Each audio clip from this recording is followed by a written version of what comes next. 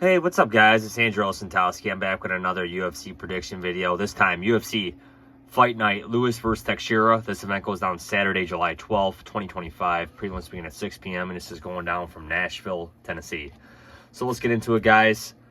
First fight up, Junior Tafa against Tuco Tokos, and the UFC hasn't done Tokos any favor since coming to the UFC. 2-fight losing streak. Again, lost to Sterling and C. He did go all 3 rounds with Sterling. Junior Tafa, 1-fight winning streak. He is cutting down to light heavyweight, I think. Or the fight's at heavyweight, I'm not sure, but I'm going to go with Junior Tafa here again. No confidence with Tokos. Junior Tafa, I think he's a little better than his brother Justin, personally. He's had some tough fights, man, some grapplers. The Vulture Walker, the knee bar, the Rogerio de Lima, very big heavyweight. Again, a guy that used to fight at 205, amazingly enough. Usman's a tough fight. So, again, he hasn't had an easy run at all, but I'm going to side with Junior Tafa. Aliba Gautier against Robert Valentin, and I don't think the UFC is too high on Valentin. 2-fight losing streak, lost to Ryan Loder, Therese Finney. And they're giving Gautier here, 7-1, 6-fight winning streak, 23 years old, coming off a knee knockout over Jose Medina back in March. Again, he was on the Contender Series as well. I'm going to go with Gautier here. Vitor Petrino against Austin Lane. Has Petrino been exposed? Again, the guy's moving up from light heavyweight. 2-fight losing streak.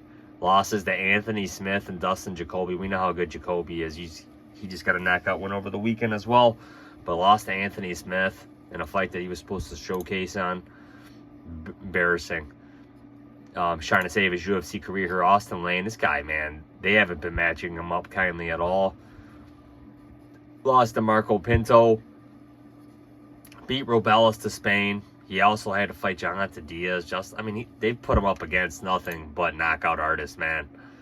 And I'm going to side with Austin Lane here to pick up the win.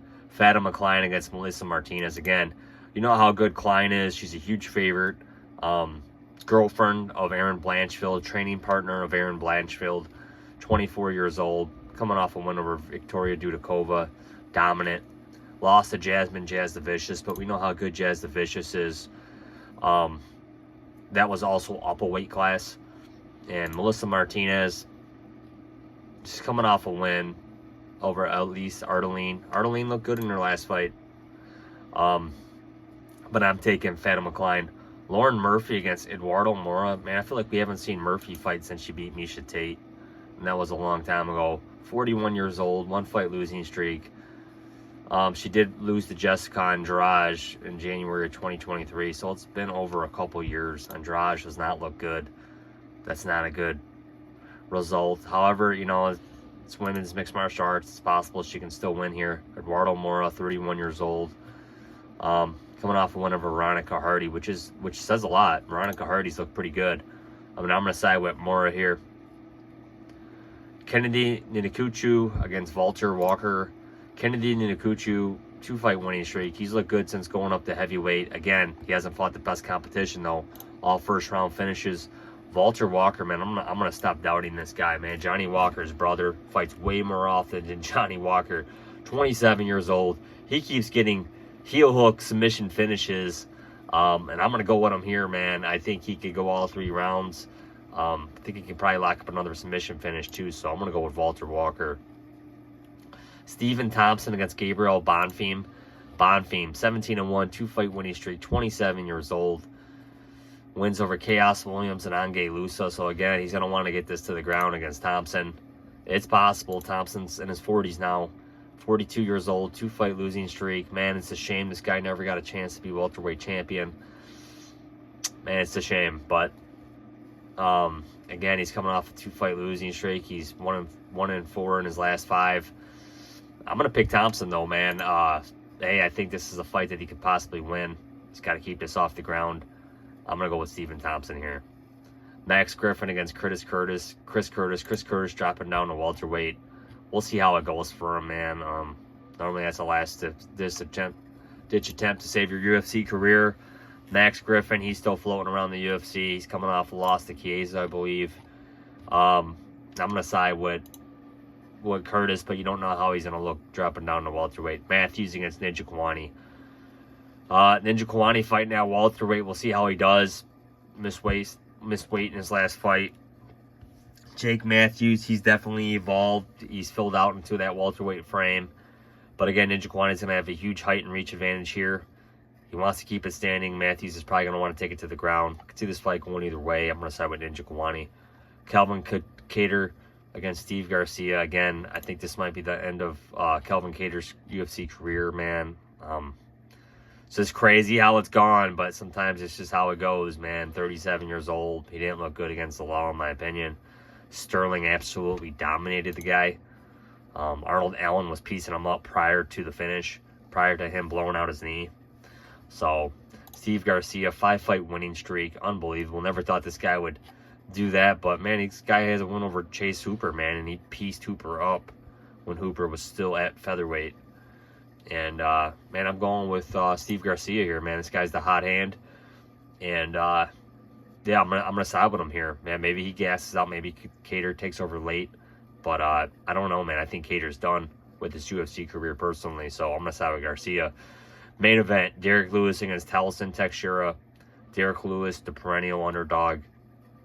Man, and I'm going to side with Lewis here. Teixeira, again, tall, scary heavyweight, lots of power, 8-fight winning streak, 6'7", 83-inch reach.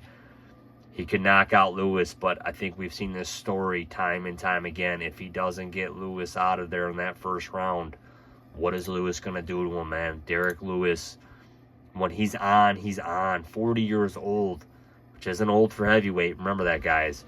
He came at Jailton Almeida all 5 rounds in that fight, man. And Jailton Almeida was shooting for takedowns like his life depended on it. And he did clip Almeida, I think, a couple times. And again, Lewis had the cardio to go all 5 rounds, man. And Almeida, like I said, he survived barely.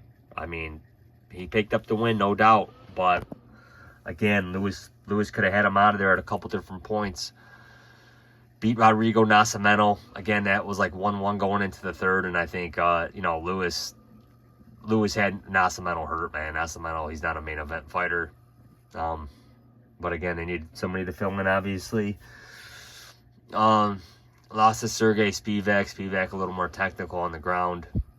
He doesn't have to worry about that from Teixeira here, I don't think. Beat Rogerio de Lima, which is something to say as well. The Rogerio de Lima is a big heavyweight with a ground game and a stand-up game. Lost to Pavlich. We know Sergey Pavlich has some serious power. So does Teixeira. But Lewis needs to get this to the ground. He needs to clinch with him. Get this to the ground, man. Don't play around with Teixeira. Teixeira can put him out, man. But Derek Lewis, as this fight goes on, however long it goes, he's going to mount him. He's going to take back mount. He's going to pound him out or sub him, man. Lewis ain't playing around, dude, and he's got the cardio. I got to take the underdog here, the plus 185. Underdog and Derek Lewis. I'm siding with Lewis here, man.